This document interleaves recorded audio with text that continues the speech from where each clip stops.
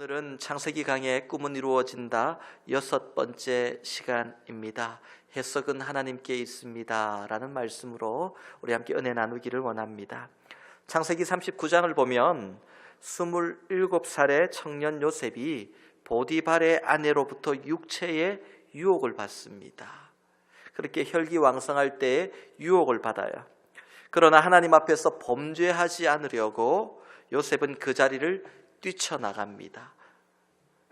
그 일로 요셉은 억울하게 누명을 쓰고 왕의 감옥에 갇히게 됩니다. 왕의 감옥은 요셉이 들어갈 수 있는 그런 급의 일반적인 감옥이 아니에요. 왕의 감옥은요, 어떤 사람이 가냐면 왕권에 도전하거나 반역을 일으킨 사람들, 역모를 꾀한 사람들이 가는 정치범 수용소입니다. 왕의 감옥을 아무나 가는 데가 아니에요. 그곳에 갇힌 사람들 대부분이 이전에 부와 권력을 누리던 사람들입니다. 한 가닥씩 하던 사람들이에요. 우리가 알듯이 요셉은 정치범이 아닙니다.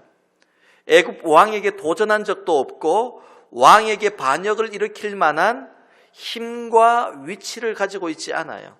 그게 요셉이에요. 요셉의 지금 신분은 히브리인 노예입니다. 요셉이 누명을 쓴 죄목은 무엇인가요? 강간치사예요. 보디발의 아내를 범하려다가 실패하고 도망간 거예요. 그러니까 그냥 잡범이에요. 잡범. 억울한 누명을 썼지만은요, 그 죄목은 잡범 수준이에요. 그런 요셉이 어떻게 왕의 감옥에 갇히게 되었을까? 이게 하나님의 섭리예요. 왕의 감옥이 바로 왕의 친위 대장이었던 보디발의 집 안에 있었기 때문입니다.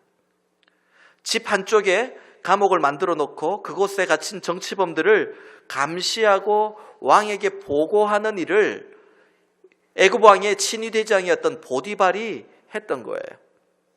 자기가 해야 될 일 중에 하나가, 보디발이 해야 될 일 중에 하나가 왕의 감옥을 운영하면서 왕에게 보고하는 것입니다. 그래서 그 감옥이 자기 집 안에 있는 거예요. 아마도 어두컴컴한 지하 같은 곳에 감옥을 만들어 놓고 사람들을 가두기도 하고 풀어주기도 했을 겁니다. 보디발이 아내의 말을 듣자마자 요셉을 끌고 와서 왕의 감옥에 가두어 버리죠. 만약에 요셉의 주인이 보디발이 아니었다면 절대로 왕의 감옥에 들어가지 않습니다.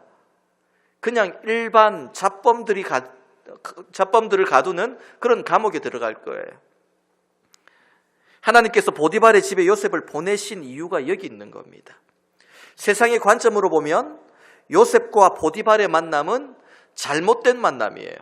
정말 운이 없어서 보디발 같은 사람 만나고 보디발의 아내 같은 여자에게 유혹을 당해가지고 억울하게 누명을 쓴 거예요.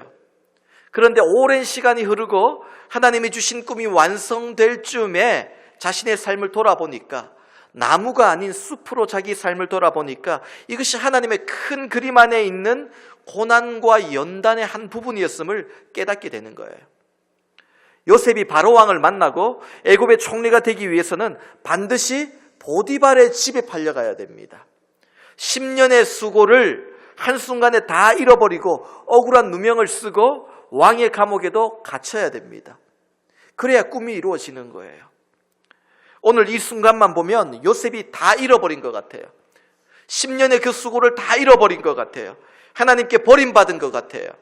하지만 그 모든 시간이 요셉을 더 큰 축복으로 인도하기 위한 하나님의 계획이라는 것을 깨닫게 되는 겁니다. 여러분, 하나님의 백성에게 이유 없는 고난은 없습니다. 우리가 당하는 고난들 중에 이유 없는 고난은 없어요. 하나님의 백성에게는요, 고난이 다 이유가 있어요. 오늘 내가 겪는 고난에는 반드시 하나님의 뜻이 있고 계획이 녹아져 있더라는 겁니다. 그 계획은 하나님께서 나로 하여금 지금보다 더 큰 하나님의 축복을 누리도록 하시는 겁니다. 이걸 위해 연단을 주시는 거예요. 요셉이 보디발의 집에서 가정총무로 노예이지만은 어느 정도 위치를 유지하며 살 수도 있어요. 그러나 하나님은 요셉이 거기서 멈추는 것이 아니라 더 큰 꿈과 비전으로 나가기를 원했어요. 그래서 연단을 주시는 거예요. 여러분, 하나님께서 우리에게 주시는 고난은 터널과 같습니다. 그래서 우리는 고난의 터널이라고 표현을 합니다. 터널은 통과하는 거예요. 그 안에 머무는 곳이 아닙니다. 사람들마다 그 터널의 길이가 다를 수 있어요. 그러나 들어가면은 반드시 나올 때가 있다는 것을 믿어야 됩니다. 고난이 시작되면 고난이 마칠 때가 있어요. 하나님은 고난을 터널처럼 우리에게 허락하시는 거예요. 여러분, 고난의 터널 안에서 절망하고 캄캄하다고 어둡다고 주저앉아 있지 말고 끝까지 빛을 향해 달려갈 수 있기를 축원합니다. 때로는 우리가 소망을 붙들고 소망 가운데 달려나가기도 하지만은 때로는 소망이 없어 보일 때 소망의 빛을 바라보면서도 달려갈 수 있어야 됩니다. 이게 고난의 터널을 통과하는 거예요. 여러분, 희망을 잃지 마세요. 여러분, 믿음을 잃지 마세요. 하나님이 여러분과 함께 하심을 믿으시기 바랍니다. 요셉이 왕의 감옥에 갇혔다고 해서 주저앉지 않아요. 포기하지 않아요. 나는 그냥 이 터널 중간에서 멈추련다 하지 않습니다. 앞이 보이지 않는 캄캄한 칠흑 같은 어둠이 있는 고난의 터널이지만은 앞을 향해 또 달려나갑니다. 그런 요셉과 하나님이 함께 하셨어요. 지난 주일에 우리가 보았죠. 그런 요셉이 기도할 때 하나님이 인자를 더해 주셨어요. 위로해 주셨고 능력 주셨고 소망을 주셨어요. 또한 하나님께서 거기 있던 간수장에게 은혜를 받게 하십니다. 그래서 이 간수장이 요셉을 잘 봐요. 그리고 요셉에게 감옥 안의 모든 행정과 살림살이를 또 맡깁니다. 여러분, 하나님의 사람은요, 어디에 있든지 인생에 어떤 굴곡이 있든지 간에 하나님께서 꿈에 합당한 사람으로 계속해서 다듬어 가시고 준비시켜 나가시는 거예요. 우리가 바쁘다고 훈련받지 못하는 거 아니고 우리가 상황이 어렵다고 훈련받지 못하는 거 아니에요. 그 순간순간마다 하나님이 나를 어떻게 단련시키는지를 기대하고 또 그 뜻을 구하면서 나를 하나님께 맡기며 훈련받아 나가야 됩니다. 그래 꿈을 향해 우리가 달려나가는 거예요. 요셉이 감옥에 갇혀있던 어느 날 바로 왕의 술 맡은 관원장과 떡을 굽는 관원장이 왕에게 죄를 짓고 들어옵니다. 어떤 죄인지는 성경에 나와 있지 않아요. 그런데 아직까지 재판이 판결나지 않은 미결수 신분으로 들어와요. 그래서 이 보디발이 잘 보이려고 그들에게 요셉을 붙여줍니다. 수종 들게 해요. 여러분, 왕의 음식을 맡는 사람, 술과 떡을 맡는 사람은요, 그냥 요리 실력이 뛰어나다고 해서 그 자리에 올라갈 수가 없어요. 음식은 생명과 직결되어 있으니까 왕이 절대적으로 신뢰하는 자에게 이 음식을 맡깁니다. 굉장히 지위가 높은 사람이에요. 보디발도 신경 쓸 만큼 지위가 높은 사람이에요. 요셉이 그 두 사람을 수종 들며 섬깁니다. 그러던 어느 날 꿈을 꾸게 되죠. 이게 오늘 본문의 얘기예요. 같은 날 밤에 이 두 관원장이 서로 다른 꿈을 꾸게 됩니다. 먼저 술 맡은 관원장의 꿈은 포도나무에 3개의 가지가 붙어 있는데 거기에 싹이 돋고 꽃이 피더니 포도송이가 막 열려요. 그런데 그 포도송이를 따서 자기 손에 들려있던 바로의 잔을 즙을 짭니다. 포도주를 만들어서 바로에게 갖다 바쳤다. 이 꿈이었어요. 떡을 굽는 관원장의 꿈은 자기 머리 위에 광주리가 3개가 이렇게 이어져 있어요. 그런데 맨 위에 광주리에 바로 왕에게 바칠 음식들이 있습니다. 여러 많은 음식들이 담겨져 있었다는 거예요. 그 당시 애굽 왕궁에서 떡 굽는 자가 해야 될 일들을 보면은요, 70개가 넘는 종류의 케이크를 만들어서 바쳐야 되고 떡도 57종류의 떡을 만들어서 바치게 되어 있습니다. 빵을 좋아했던 것 같아요. 보니까 케이크를 70개가 넘는 종류의 케이크, 여러분 보신 적 있으세요? 제가 케이크를 사러 가봐도 그렇게 많이 디피되어 있는 케이크점은 본 적이 없어요.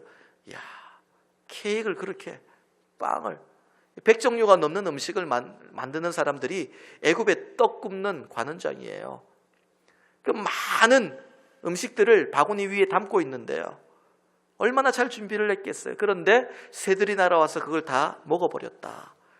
이게 떡 굽는 관원장이 꾸었던 꿈입니다. 여러분, 두 관원장들이 각자 꿈을 꾸고 나서 아침부터 심각해졌어요. 여러분, 그런 경우 있죠? 쉽게 지나치지 않는 너무나도 강한 꿈을 꾸고 나면 아침에 일어나서 이 꿈이 뭘까? 오늘 하루 좀 조심해야 되나 이런 마음이 들 때가 있잖아요. 이 두 관원장들이 꿈을 꿨는데 심상치가 않은 거예요. 아무리 생각해도 자기들의 미래와 관련이 있는 것 같아요.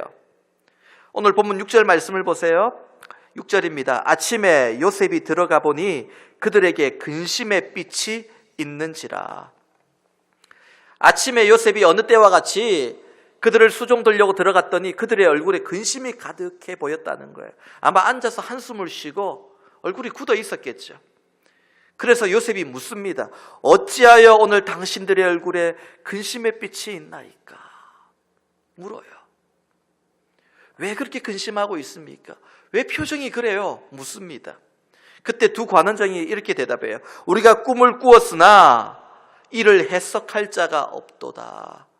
뭔가 심상치 않은 꿈을 꾸었는데 도무지 이 꿈이 내 미래에 어떻게 적용될지 알 수가 없어서 근심이 되고 두렵다는 겁니다. 오늘 본문의 이 두 관원장의 모습을 보면서 오늘 이 시대를 살아가는 우리의 모습을 보는 것 같아요.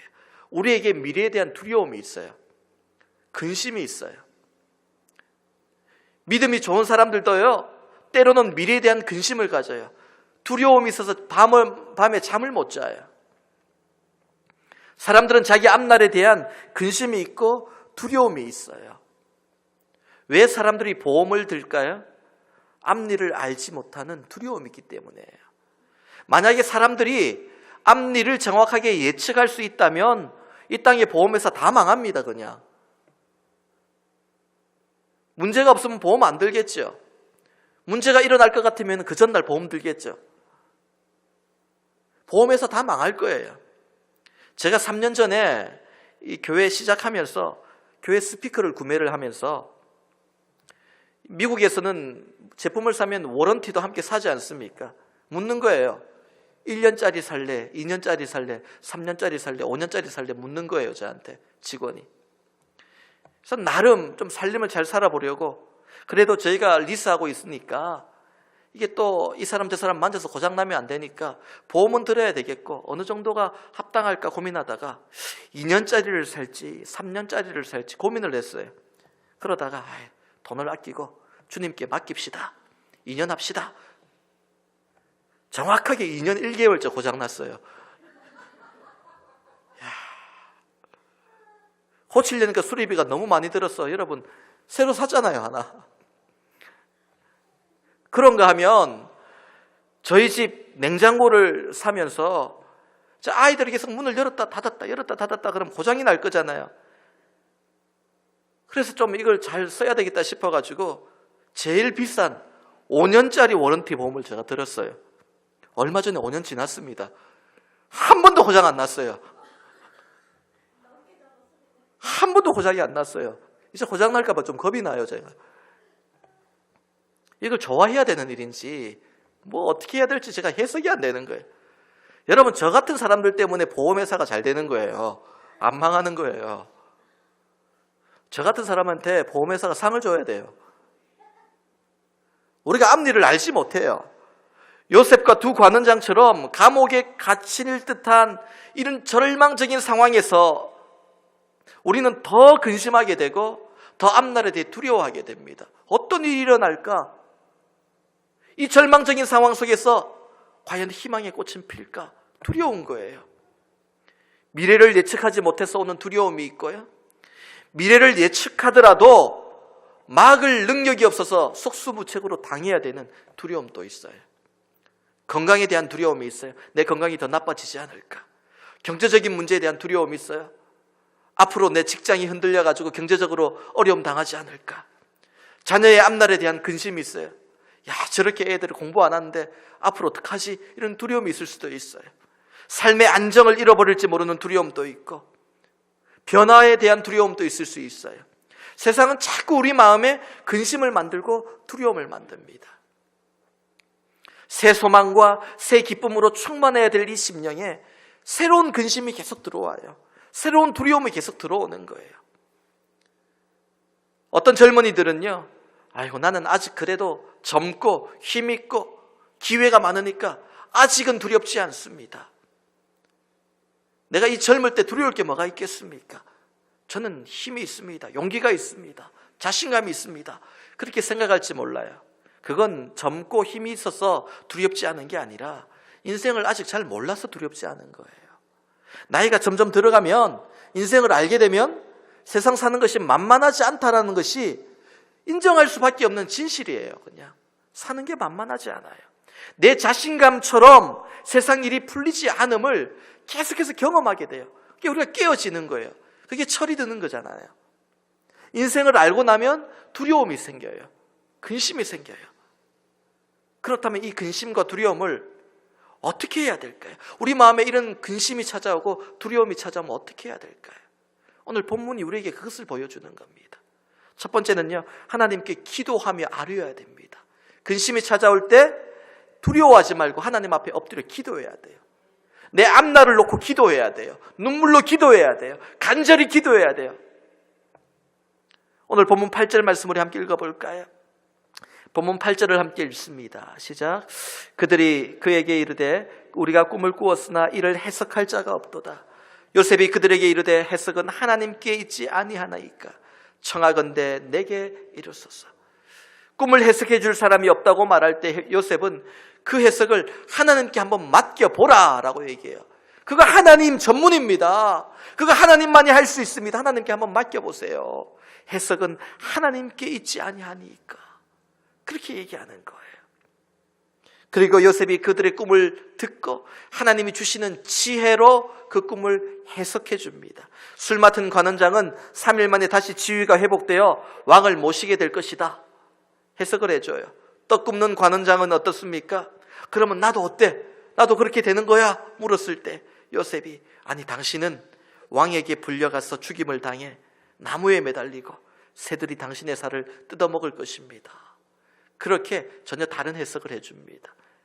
정말 3일 뒤에 바로의 생일 잔치가 열렸을 때에 이 두 사람을 왕이 부릅니다.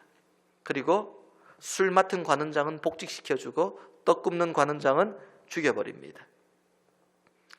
요셉의 해석대로 하나님께서 요셉을 통해 해석해 주신 대로 이루어졌어요. 여러분, 우리의 미래를 계획하고 이미 아시는 분이 하나님이세요. 꿈을 가장 잘 해석하는 사람은 누굴까요? 꿈을 가장 잘 해석하는 분은 누굴까요? 그 꿈을 꾸게 하신 분이에요. 하나님이에요. 그 하나님께 나의 앞날을 기도로 아뢰고 물으시기 바랍니다. 우리 인생은 하나님의 손에 달려 있어요. 인생에 대한 두려움이 있을 때 하나님 어떻게 해야 할까요? 하나님 어떻게 해야 이 두려움이 사라지고 내 앞날의 염려, 근심, 걱정이 찬송의 옷으로 바뀔 수가 있을까요? 하나님, 지혜를 주옵소서. 기도해야 됩니다. 해석은 하나님께 있지 않습니까? 내 인생을 해석하여 주옵소서. 내 꿈과 미래를 해석하여 주옵소서. 내가 어떻게 나가야 될지 내 갈 길을 해석하여 주시옵소서. 하나님께 기도해야 돼요. 그때 하나님께서 가장 좋은 길로 우리를 인도하여 주실 줄 믿으시기 바랍니다. 마지막 두 번째로 미래에 대한 근심과 두려움이 찾아올 때 우리는 하나님께서 나와 함께 계심을, 하나님이 나를 기억하심을 믿고 하나님의 때를 기다려야 돼요. 따라합시다. 하나님이 나를 기억하고 계십니다. 하나님의 때를 기다립시다. 본문 14절과 15절 말씀 함께 읽습니다. 14절과 15절입니다. 시작. 당신이 잘 되시거든 나를 생각하고 내게 은혜를 베푸소서. 내 사정을 바로에게 아뢰어 이 집에서 나를 건져 주소서. 나는 히브리 땅에서 끌려온 자여 여기서도 옥에 갇힐 일을 행하지 아니하였나이다. 아멘. 여러분, 두 사람의 꿈을 해석해 주었잖아요. 요셉이 두 관원장의 이 어려운 꿈을 해석해 주었는데 요셉이 자신의 미래는 알지 못해요. 요셉이 자신의 미래를 알지 못해요. 두려운 거예요. 초조한 거예요. 하나님이 보여주시는 게 있고 보여주시지 않는 게 있잖아요. 하나님께 기도한다고 다 보여주는 게 아니에요. 때로는 보여주지 않을 때도 있어요. 요셉처럼. 요셉은 자기 미래를 몰랐어요. 3년 뒤에 자기가 나갈 거다. 3년쯤 지나면 자기가 나갈 거다. 몰랐어요. 그런데 여러분, 요셉이 자기 미래를 모르니까 두려운 거예요. 보디발만 허락하면 요셉은 나갈 수 있어요. 요셉은 정치범이 아니에요. 왕의 허락이 필요하잖아요. 보디발만 허락하면 요셉은 풀려납니다. 그런데 보디발을 보니까 날마다 찾아와서 감시하면서 풀어줄 기미가 보이지 않습니다. 그래서 술 맡은 관원장에게 부탁을 해요. 이 사람이 직책이 있으니까 내가 꿈을 잘 해석해 주지 않았습니까? 3일 뒤에 나가서 복직이 되면 바로 왕에게 내 억울한 사정을 좀 잘 얘기해 줘서 나를 감옥으로부터 구원해 주십시오. 꿈을 해몽해 주었으니 해몽해 준 값을, 은혜를 갚으세요. 이 얘기를 한 거예요. 그런데 술 맡은 관원장이 감옥에서 풀려나자마자 어떻게 합니까? 오늘 우리가 읽었던 본문 뒷부분이에요. 23절 말씀입니다. 23절 말씀을 보니까요, 술 맡은 관원장이 요셉을 기억하지 못하고 그를 잊었더라. 여러분, 요셉이 지나가는 말로 이 술 맡은 관원장에게 당신 나가면 나를 좀 기억해 주세요, 지나가는 말로 가볍게 부탁하지 않았을 겁니다. 분명히 간절하게 자기 억울한 상황 다 얘기하면서 그렇게 절실하게 부탁했을 거예요. 그런데 요셉의 부탁을 정말 기억하지 못하고 3일 만에 잊을 수가 있을까요?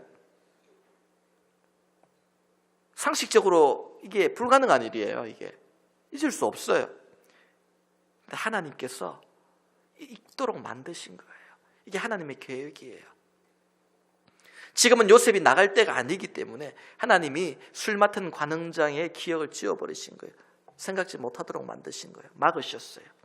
요셉이 두려운 마음에 자신의 떼를 만들려고 합니다. 언제 나갈지 몰라요. 여기 있다가 큰일 날 것 같아요.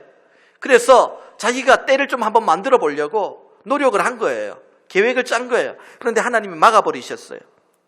그리고 자신이 원하는 때가 아닌 하나님의 때에 요셉이 움직이도록 만드십니다. 만약에 요셉이 2년 뒤에 풀려날 거다, 2년 뒤에 바로왕 앞에 가서 꿈을 해석하고 풀려날 것이다, 이걸 알았더라면 요셉은요 이렇게 무리수를 안 뒀을 거예요. 어쩌면 요셉이 그 판을 만들어 놓고 나는 이제 곧 풀려날 거야 기대했을 겁니다. 그런데 2년이 지나도록 술 맡은 관원장이 연락을 하지 않습니다. 잊어버려요. 여러분, 두려움이 가득하면 우리 심리가 어떻게 될까요? 초조해져요. 급해져요. 두려움이 있으면 급해져요. 마음이 급해지고 초조해지면 어떤 일을 할까요? 하지 말아야 될 일을 하게 됩니다. 무리수를 둬요. 악수를 두게 됩니다. 요셉이 지금 그런 상태였어요. 자신의 힘으로 감옥을 벗어나려고 합니다. 두려웠기 때문에, 초조했기 때문에. 그런데 결국 자신이 원하는 때가 아닌 2년 뒤에, 그로부터 2년 뒤에 하나님이 정하신 때에 감옥에서 나가게 됩니다. 27의 감옥에 갇혔다가 30의 애굽의 총리가 됩니다. 그 3년이에요. 꿈을 해석하고 2년만 더 버텼으면 됐어요. 사랑하는 성도 여러분, 근심과 두려움이 찾아올 때 인내해야 돼요. 마음의 평화를 잃어버리면 안 됩니다. 하나님의 때를 기다려야 돼요. 하나님이 나를 기억하고 있구나. 술 맡은 관원장은 요셉을 기억하지 못해도 하나님은 요셉을 기억하고 있었습니다. 하나님의 때를 기다리면서 하나님이 나를 그래도 기억하고 있어. 지금은 응답이 없지만 기억하고 있어. 이 믿음을 가지고 기다리는 지혜와 우리에게 힘이 필요한 거예요. 하나님은 여러분을 잊지 않으십니다. 여러분이 어디에 있든지, 아무리 깊은 지하 감옥에 갇혀 있더라도 하나님은 반드시 당신의 자녀를 찾아내시고 연약함과 고통의 눈물을 긍휼히 여겨주시는 분입니다. 하나님은 당신을 찾아내십니다. 여러분 기억하세요. 하나님이 나를 기억하십니다. 살아계신 주, 나의 참된 소망, 걱정, 근심 전혀 없네. 왜 그렇습니까? 사랑의 주, 내 갈 길 인도하니 내 모든 삶의 기쁨 늘 충만하네. 사랑의 주, 내 갈 길 인도하시니 걱정, 근심, 두려움 전혀 없고 내 삶의 기쁨이 늘 충만합니다. 두려움은 그렇게 이겨내는 거예요. 오늘 말씀을 맺습니다. 요한복음 14장 1절 말씀을 보면 예수님께서 제자들에게 말씀하세요.